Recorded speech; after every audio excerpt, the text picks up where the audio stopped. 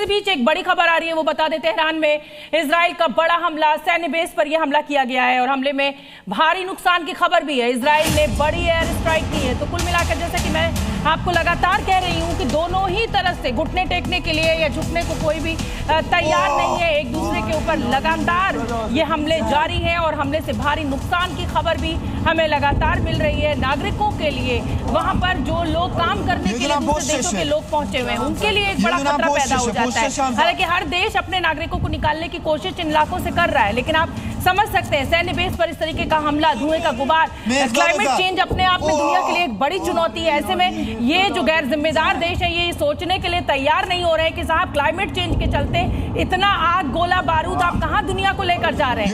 लेकिन मैं जल्दी से अब जेके त्रिपाठी साहब का रुख करूंगी। जेके त्रिपाठी साहब, आप डिप्लोमेट रहे हैं, ऐसे में क्या आपको लग रहा है कि एक तस्वीर तो हमें युद्ध की दिखाई दे रही है, मिसाइल्स की दिखाई दे रही है, डिफेंस सिस्टम की दिखाई दे रही है, लेकिन कहीं ना कहीं तस्वीर का दूसरा प्रश्न ये होता है कि कहीं इस युद्ध को रोकने की कोशिश चल रही होगी? देखिए, बैकग्राउंड में चल रही है, इससे मैं इनकार नहीं करता, क्योंकि आपने देखा होगा कुछ दिन पहले ईरान ने कहा था कि हम युद्ध रोकना हम वार्तालाप करना चाहते थे। तब ट्रंप ने कहा था नहीं, हम 6 हफ्ते तक 8 हफ्ते तक हमला करेंगे और हम कोई बातचीत नहीं करेंगे। अब परसों के एक बयान में ट्रंप ने कहा कि हाँ बातचीत भी हम कर सकते हैं, लेकिन अब ईरान कह रहा है कि हम बातचीत करने की भी स्थिति में नहीं हैं। तो ये दिखाने के लिए ऊपर से चल रहा है, लेकिन ये पर्दे के पीछे से दोनों पक्षों के बीच में बातचीत कराने की कोशिश की जा रही है। और दोनों जानते हैं कि अगर ये वार लंबा खिंचा तो ईरान तो डिस्ट्रॉय होगा ही, क्योंकि ईरान के पास जो संसाधन है, जो मिलिट्री के उपकरण हैं, जो हथियार हैं, वो कम हैं और उनकी कहीं से भी रिप्लेनिशमेंट नहीं हो पाएगी। लेकिन इससे अमेरिका को भी नुकसान होगा, उनको भी पता है।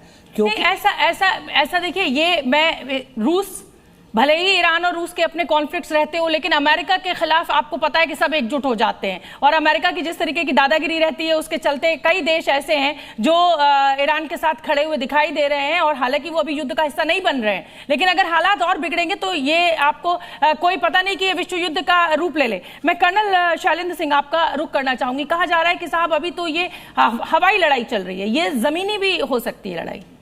जय हिंद, नमस्कार। आपने 2 बातें बड़ी अच्छी कही। एक तो क्लाइमेट चेंज की बात करी आपने जी। ये क्लाइमेट चेंज, ह्यूमैनिटी, ये सिर्फ हम इंडियंस बात कर सकते हैं, क्योंकि हमारी अपब्रिंगिंग एक अलग तरीके की है। दुनिया के लिए हमारा सोच है, दुनिया का सोच हमारे जैसा नहीं है। और बात आ रही है कि क्या ये आपस में बात करेंगे या नहीं। दोनों के दोनों कंट्री अपनी अपनी तरीके से बात करना चाहते हैं from a position of strength, कि कौन ताकत की जगह से बात कर पाए, ये वो वाली बात है। सबसे बड़ी बात यह आती है कि इस समय अगर आप युद्ध को बिल्कुल निष्पक्ष होकर देखें तो दोनों के ही फेवर में नहीं है एक लंबा युद्ध, लेकिन अपने अपने स्ट्रैटेजिक रीजंस हैं। क्योंकि यूएस जरूर चाहेगा कि अगर किसी भी तरह का तेल संकट दुनिया पर आता है तो उसका ब्लेम ईरान पर जाएगा। ईरान जरूर, ऐसा होगा नहीं, क्योंकि युद्ध तो अमेरिका ने शुरू किया, ये तो सारी दुनिया जानती है। एक इसको बोलते हैं ना, एक जस्टिफिकेशन निकालना।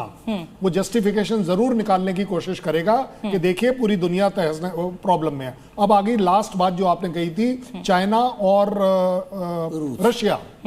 चाइना और रशिया अगर कल सवेरे इस युद्ध में आ जाए, आप देख लीजिएगा ये युद्ध नीचे की तरफ चलना शुरू हो जाएगा। क्यों? क्योंकि कोई भी ये सुपर पावर नहीं चाहती कि ये आपस में युद्ध करें। क्यों? क्योंकि न्यूक्लियर पार्ट अंदर आ जाता है। बिल्कुल ठीक है सर, मैं आपको रोकूंगी। इस समय एक बड़ी खबर आ रही है, बेरूत में तबाही का नया वीडियो सामने आया है। रिहायशी इलाके में भी ये हमले हुए हैं। इजरायली बमबारी से भारी तबाही मची है। लेबनान में हिजबुल्लाह पर टारगेट कर रहा है इजराइल।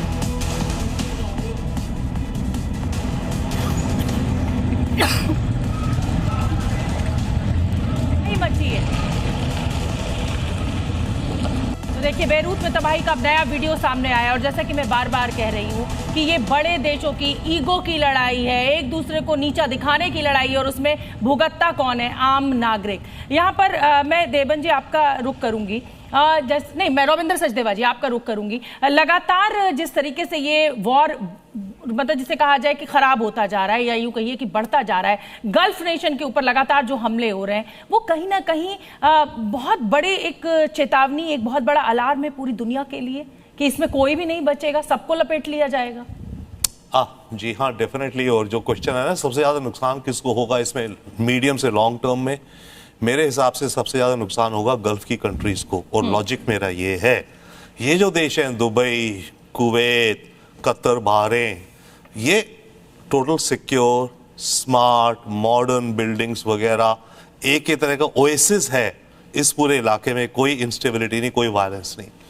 अब के बाद ये हो गया है कि इन देशों पर भी अटैक हो सकते हैं, हो रहे हैं। वन, सेकेंडली, इन देशों ने अपनी इकोनॉमी पोस्ट ऑयल इकोनॉमी की तरफ एक कोशिश कर रहे हैं। क्राउन प्रिंस सऊदी का वो $500 बिलियन की नियोम सिटी बना रहा है, green hydrogen, AI data centres, बड़े बड़े मिरर, 200 मीटर ऊंची बिल्डिंग्स, ये वो। दुबई, आबू धाबी, ये इन्वेस्ट कर रहे हैं लार्ज स्टार गेट प्लान्स, एक मील लंबी, 1 मील बटा 1 मील की बिल्डिंग्स, जिसमें लाखों सर्वर फार्म्स हैं, कंप्यूटर्स के, डेटा सेंटर, एआई कंप्यूटिंग। अब इतनी बड़ी इन्वेस्टमेंट्स कौन करेंगे? ठीक है, राइट, उनको खतरा है।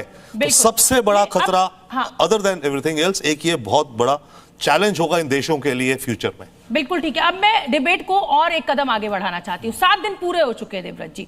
अब क्या ये माना जाए कि ग्राउंड ऑपरेशन जो है वो एक बड़ी चुनौती इजराइल के लिए भी है, अमेरिका के लिए भी है। ईरान तो अपनी जमीन पर बैठा ही हुआ है, तो ये इसीलिए ग्राउंड ऑपरेशन, क्या आपको लग रहा है कि आगे बढ़ सकता है?